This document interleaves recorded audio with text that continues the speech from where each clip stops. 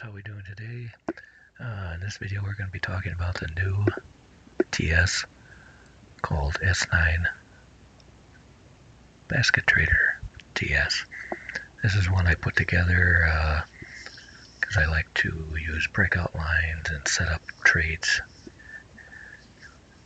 and not actually just use an automatic system where it just trades day after day all by itself. With this particular TS, you set it up for a trade on pairs or a basket, and once it trades, then it's done for that pair or basket, and then you set up for the next one. That way it brings the trader into the mix and gives you a chance probably to make some better trades, and rather than just letting an EA or a TS go on by itself 24/7. Okay, so here we have version 6 of the toolbox, which we talked about previously. And what I think I'll do is build a basket, and we'll use that with our new TS. So I noticed before there was, now this is Saturday, so the market is closed, but I noticed before that the RSI had some picks.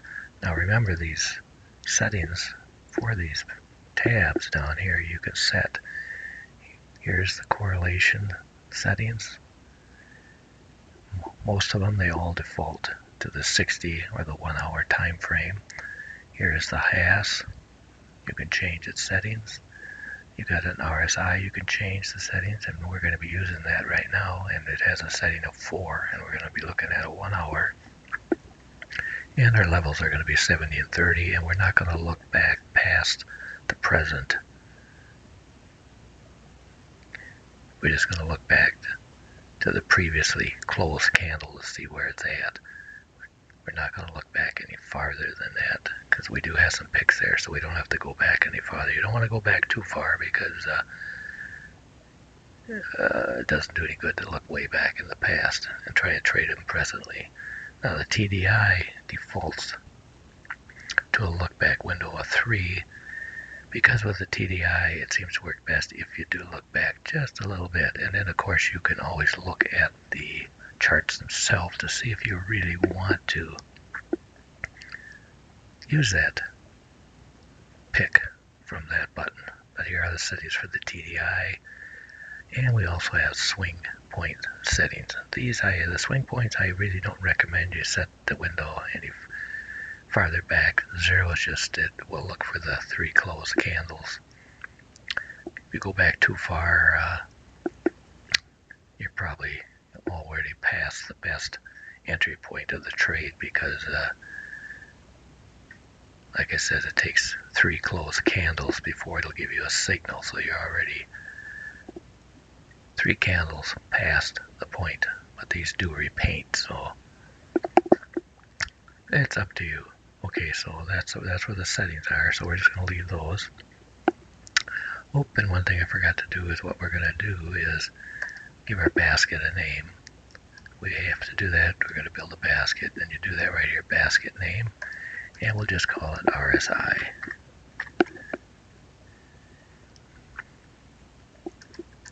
Don't get any monster names in there real long. Keep it short and sweet. Okay, so here now, remember the button now changed to RSI, so you know what you're going to be calling the basket.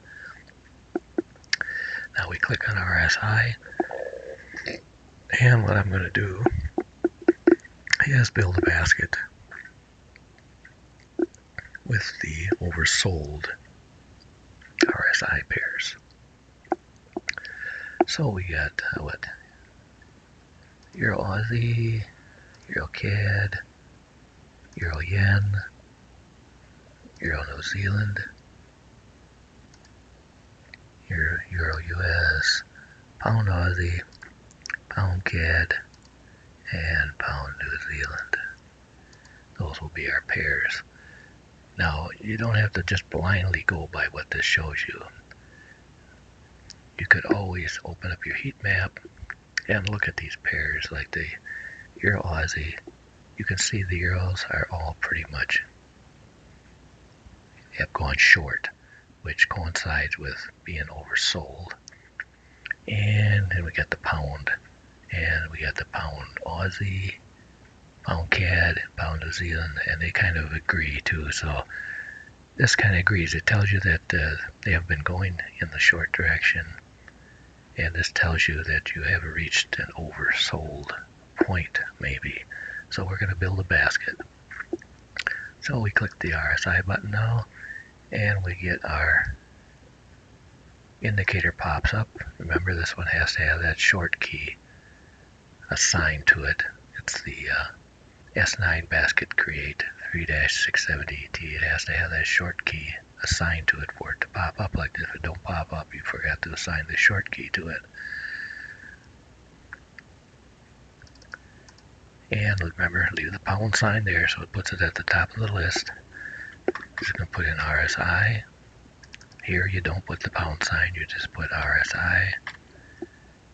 And you can see we're going to do an hourly basket. You can change this to whatever you want. You want to do a 240 or a daily 1440, whatever you want to build your basket. We're just going to build an hourly. I kind of like hourly charts. I don't like to wait forever, or I don't like to scalp too much. So, okay, we click OK. And now we go up here, open offline chart, and hopefully it'll pop up. There it is. See the pound sign? Puts it right at the top of the list. It tells us there's 8 pair in the thing. If you look down here, we got 8 pair, and it's our hourly. So we double click it, and there it is. Now I'm going to put my default template on there, which is just a plain template. Hit refresh to get it over here. And as you can see, it is oversold. Now if you want, you can put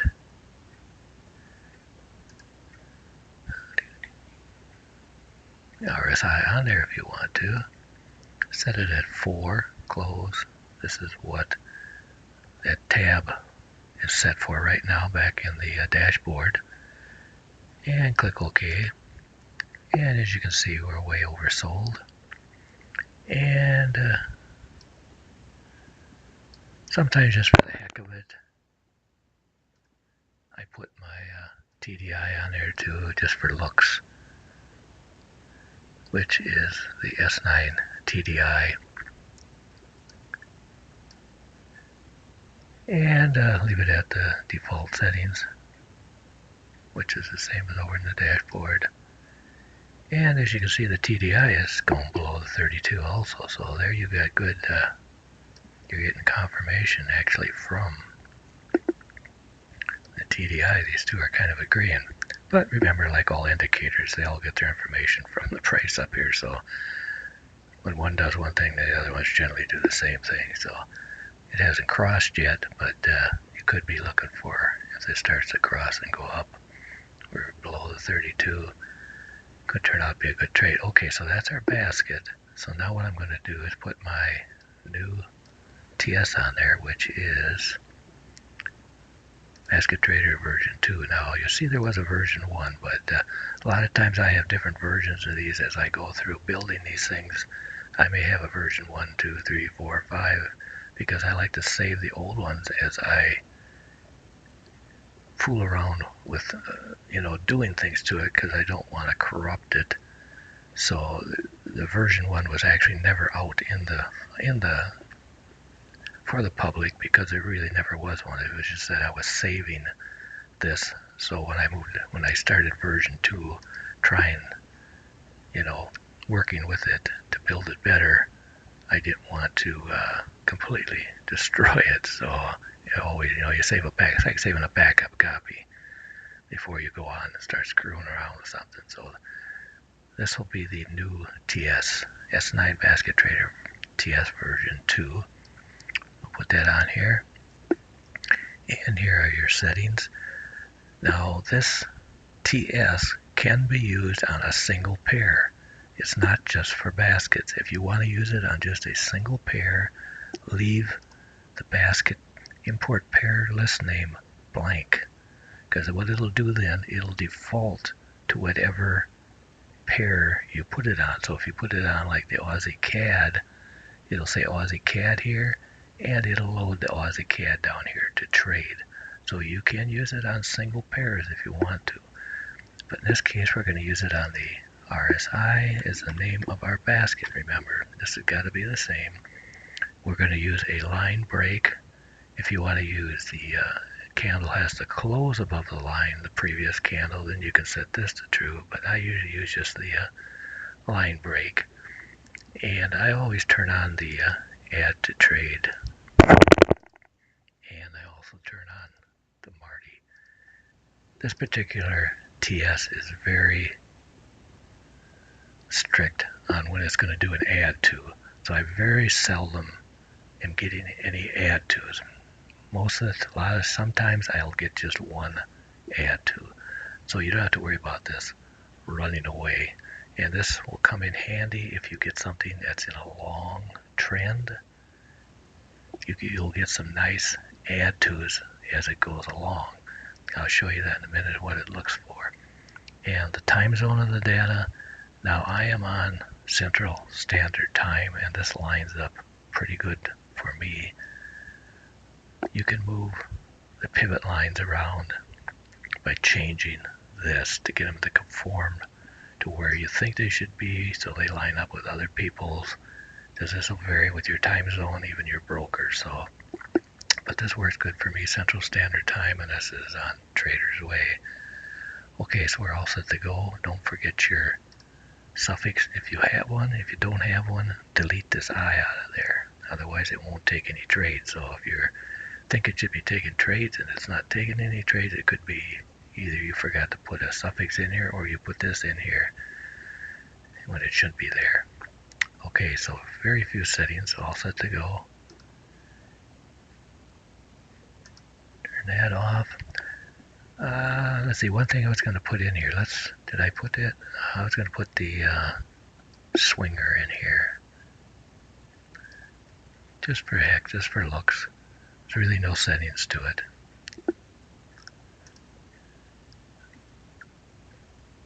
Now some of these, like the swinger and a few other indicators, they don't have to be on the chart.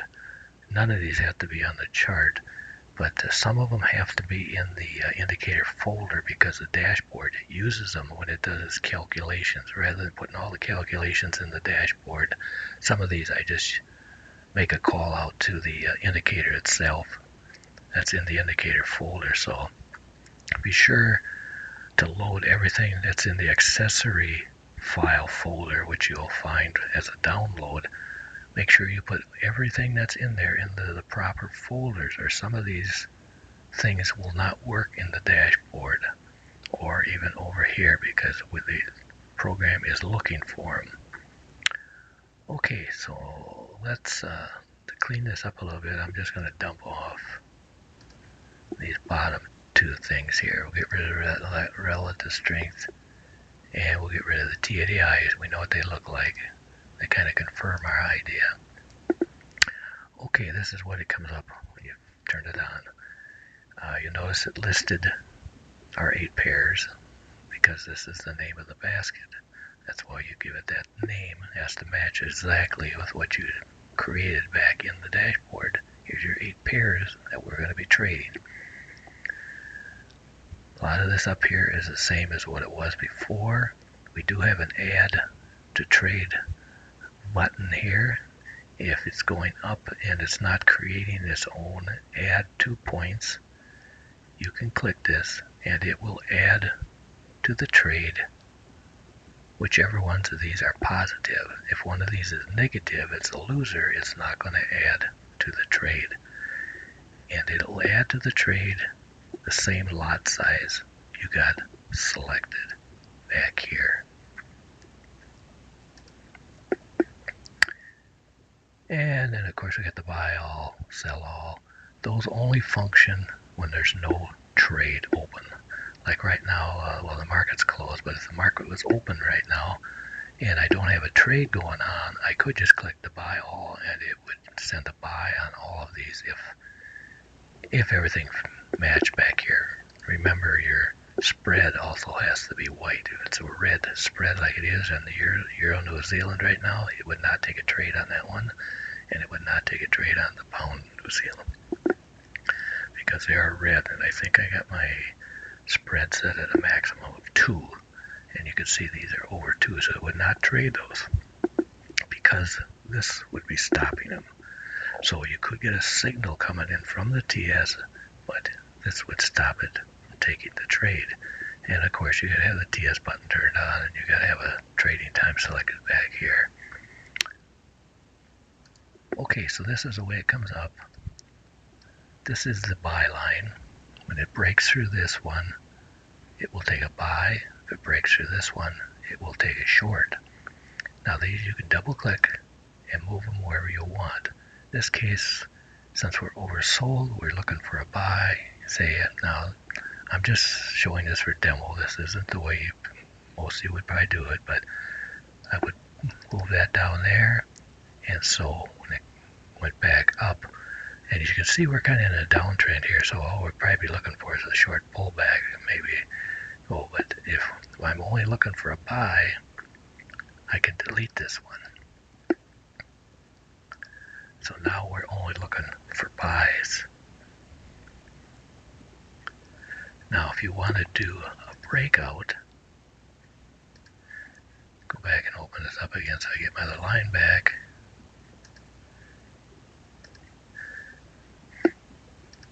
You don't know which direction it's going to go. You can put one there, say, put one there.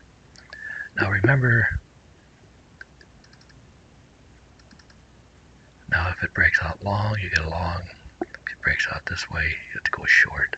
But remember, these lines have to be where you think the price is going to go. So, like this one,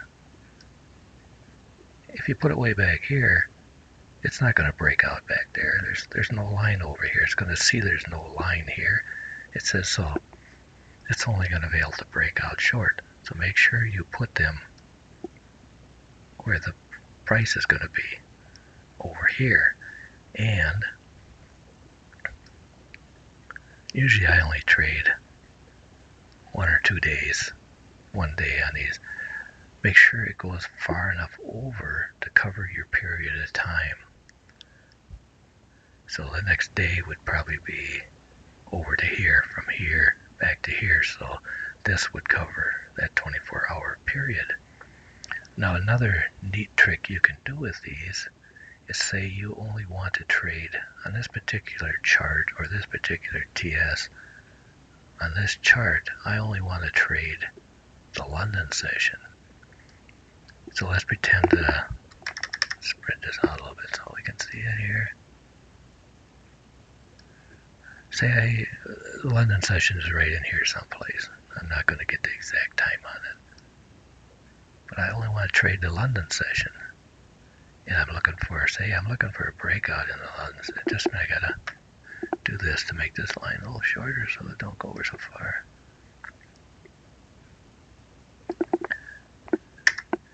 I only want to trade the London session. Say this is the length of the London session. Say that's 8 hours. And I'm looking for a breakout. So I could go like that, and that way it would only trade when that line is present. When it gets over here past the end of the line, it will no longer take any trades over there. You could also do the same thing with the line down here. If you wanted to, you didn't know which way it was going to go and you wanted to trade just the London. I'm not saying this is London, so don't jump all over because I got the times wrong. Go like that. Now, you gotta move this a little bit so it matches the other one. There. And say you were over here and you wanted to go to bed and you didn't know which way it was going to go. You know, you could set up something like that. And now it would catch the breakout during just the London. So you can use these as kind of timers. Because back here, remember in the dashboard, when you set up a timer, you know, you can't be real precise on where you're going to set it. You can set up a couple sessions with it, but if you want to be real precise, you can do something like this. Also remember, you can also tilt these lines like this. So if you want to do a breakout or a channel, whatever you want to do, you can do that. You can angle them, and whenever it breaks up through it or down through it, you can do it. So you can have horizontal, angled, whatever you want to do. I'm going to go back to the list here and just bring these back up again and level them off.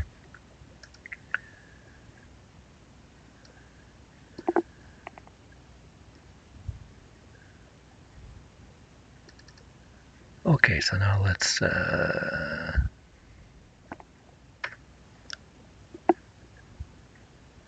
I always move this over a little bit so it gives me at least a day over here so I can see these lines. We're going to pretend we're looking for a breakout here, okay? We don't know which way it's going to break, so we'll just set them like that. This is just for examples. Okay, so there, now you got your breakup line set on there. And okay, now you say, well, geez, I think it's just going to, if it breaks out this way, it's just going to go back up here. So we can put a take profit in. You notice it puts two take profit lines because it doesn't know which way it's going to break. Puts a long take profit line, which will be when it breaks out this way. It puts a short one, which will break out when it breaks out long. So all you got to do is double click these and put them wherever you want. Now because there's no ticks coming in, this thing ain't going to move, so I'm just going to move it down there. That's where you think it'll hit your take profit. And you can do the same thing with the short one, put it up here. So if it breaks out to the short side, that will be your take profit. And when it hits, say it breaks out to the long side, what it'll do, it'll erase, this line will be erased, and this line will be erased. All that'll be left on the chart will be your long take profit point and your breakout line, because that's the way it goes. So it erases these automatically when the trade takes off. If you break out this way, it deletes these. Now we can also put stop losses on here.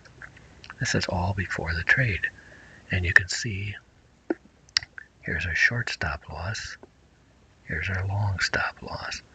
So if we break out long, say you want to put your stop loss up there, and I got to move this thing again because there's no ticks coming in. That would be our long stop loss. So if we broke out going long, this would be our stop loss.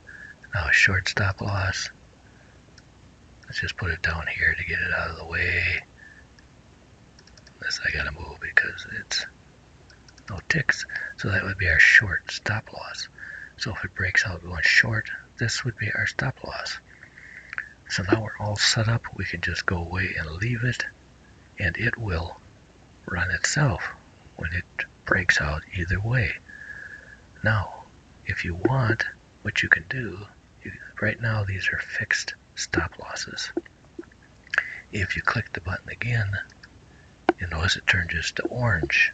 They now become trailing stop losses. So as soon as a trade opens, right now they're still red because there's no trade. But say it breaks the line and goes long, it now will turn to orange. That stop loss line indicating it's a trailing stop loss. And you notice it also says TSL. And it will trail at whatever this value was when you set it up. Like right now, I see this is the long stop loss. If it broke out going long, it should break out as soon as it passes this line. It would give you a 72 pip trailing stop loss, and that will continue to trail until you hit your take profit, of course, or if it pulls back, that 72 pips takes you out. Now remember, if you go long, your short stop loss and your short take profit line and your breakout line are all erased to get them off to clean up, so all you are left with these. Now remember, you can move this. If you come back and you see it broke out to the long side and it looks like it's going to really be a runner, you can always move this take profit just by double clicking it and moving it up if you want to, or if you see it stalling out, you can either just hit the close all and get out of the trade, or you can move your take profit a little closer, whatever you want to do. Now if you want to change the stop loss, since you have it into a trailing stop loss, what you got to do is click it and get rid of it, and then bring it back up again and reset it to where you want it to be. And then if you want it to retrail at that setting, you can always turn on the trailing. But if you're in the trailing mode, you can't move it around. It'll always have a tendency to move back to that original setting space of what it was to set the trail by. So that's how you would reset it. And you want to get rid of all these, just turn them off. And remember, if you're only going to go one direction, delete the one you don't want. Now when you put a take profit on there, it only puts the one for that's going this direction, move it where you want to. Same way with the stop loss, only puts the one on there. Otherwise it works the same way. Now we also have a pivot button here. If you want to see where possible pivots were, you can turn it on. And you can see the pivot point is way up here right now. And we're way down here close to the S100. So that's also giving you an indication that this might be a good long trade. And it's hard to say which direction it's going to go. You know, it looks to me like you're going to get some pullback here, so kind of up to you what you want to do. Now you notice these pivot points kind of correspond to fib numbers 38, 61, 78, and 100. Now these do not update. Of course, they're only daily anyway, so they would only need to be updated on a new day. But if you've had them on there over a day or so, if you want them updated, turn them off, turn them back on. They do not automatically update, and they do nothing for the TS. These are just there for your reference to see if you want to use them as a take profit or something. Like in this case here, you might want to use a 61 as a take profit point if you broke out to the long side. So if you got to do a long trade, you put the pivots on there. You see the 61, maybe that's where you want to put your take profit. It's entirely up to you how you do this, you know. Maybe you want to put a take profit point down there.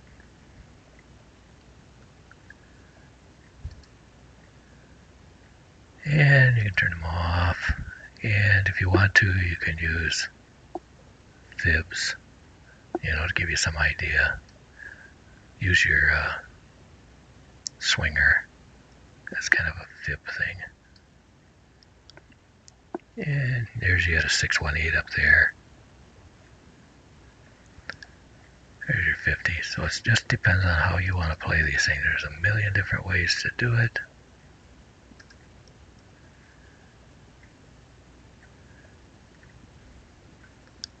But this would be like trading the basket. Now, like I said, you can trade single pairs. Now there's the New Zealand Swissy. And well, let's see, let's just go back and throw the indicator on there, which is the S9 basket trader here. And like I said, leave this blank. I still leave my suffix in there because I need it. If you don't need it, remember, get rid of that. And then I would set this to true and this to true. But for now, just leave this blank. And you notice now it comes up with NZZ, New Zealand Swissy, because we're only trading a single pair. It comes up with the same lines, everything works the same way, so you can trade it on single pairs if you want to. Just don't put a name of a basket in there. And you'll notice you will get one extra button here. And you remember what that does. It shows you previous trades.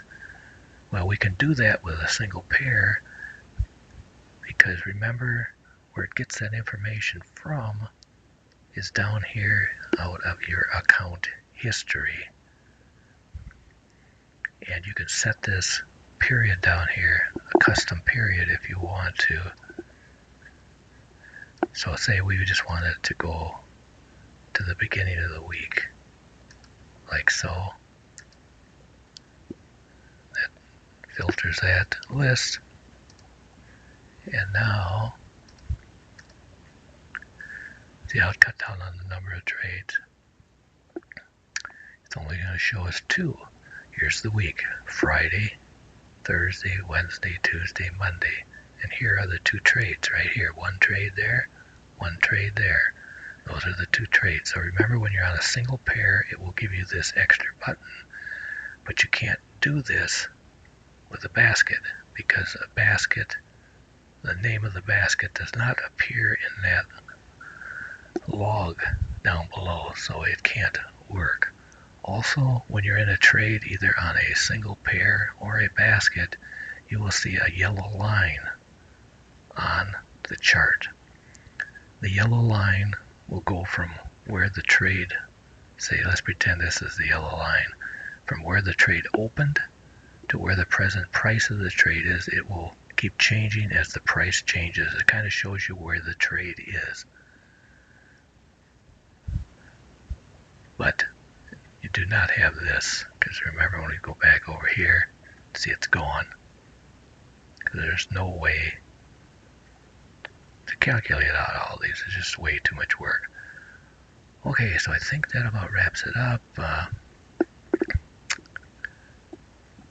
Remember, if you're on the list, you will get an update email address to go to pick up all the new stuff. And remember, if you feel it's worthwhile, or it's worth your effort, or if you're making money with it, you know, you can always go over here to the website and you can always drop a little in my PayPal account. I don't mind it at all. If you feel it's worth your while and it's making you some money, that's what we're here for. And remember, for all of this stuff to work, be sure you download the accessory file. There's one here, and there's be also a new one over in the special download. Download this and put everything that's in that accessory folder file into the proper folder. Otherwise, some of your stuff may not work, because like over the dashboard, the hasp button uses it.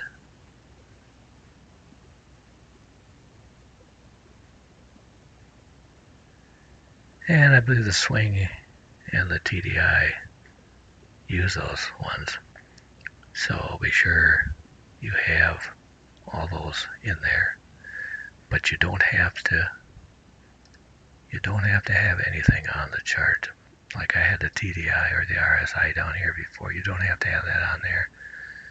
Or you don't have to have the swinger on here. That's just all for you to look at and help you to make a choice. So, good luck. Let's see what happens with this TS.